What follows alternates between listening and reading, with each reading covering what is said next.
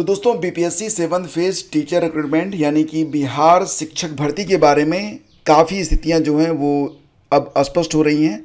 मैंने आपको सुबह बताया था कि ट्विटर पर कुछ चीज़ें ट्रेंड कर रही थी, उसमें बीएड के जो अभ्यर्थी हैं वो बीएड को वापस प्राइमरी में लाने के लिए लगातार ट्वीट कर रहे थे और सुबह ट्रेंडिंग में बीएड वाला मैटर था। लेकिन अब अगर आप देखेंगे तो यहाँ पर ट्रेंडिंग में चल रहा है बीएसटीसी वेलकम्स ईएससी जजमेंट।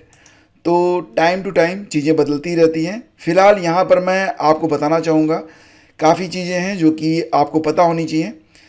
देखो फ्रेंड्स, ये चेहरा आप ज़रूर पहचानते होंगे, ये बीपीएससी के चेयरमैन हैं अतुल प्रसाद जी, और इनका अभी थोड़ी देर पहले एक ट्वीट आया हुआ है बिहार शिक्षक भर्ती पर, और ये ट्वीट आप यहाँ पर देख सकते हैं।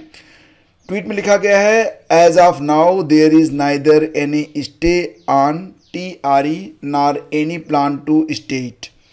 तो ये बात बिल्कुल आप लोग ध्यान में रखिए कि अभी बिहार शिक्षक भर्ती पर किसी प्रकार की कोई भी रोक नहीं लगी है।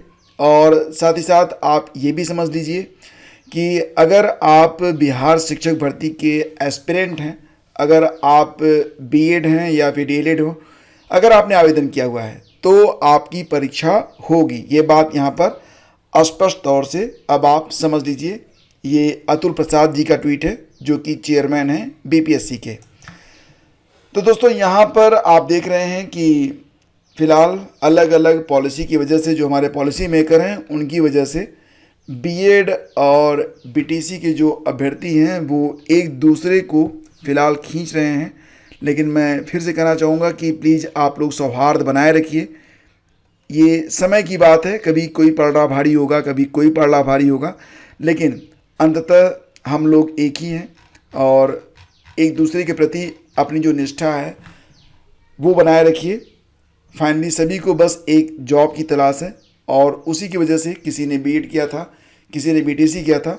कभी बीटीसी वाले रोए हैं, कभी बीएड वाले रोए हैं। तो चीज़ें बदलती रहती हैं, ऐसा नहीं कि आगे जो कुछ होगा वो बदलेगा नहीं, बदल भी सकता है। ठीक है, तो बिल्कुल जो है उम्मीद बनाए रखिए। और फिलहाल जो अभ्यर्थी यहाँ बिहार शिक्षक भर्ती में आवेदन किए हैं वो बीएड के हों या फिर बीटीसी के हों, फिलहाल तो उन्हें तैयारी ही करनी है, आगे जो कुछ होगा देखा जाएगा। लेकिन अगर आप बेहतर करेंगे तो हो सकता है कि बेहतर परिणाम भी आपको प्राप्त हो।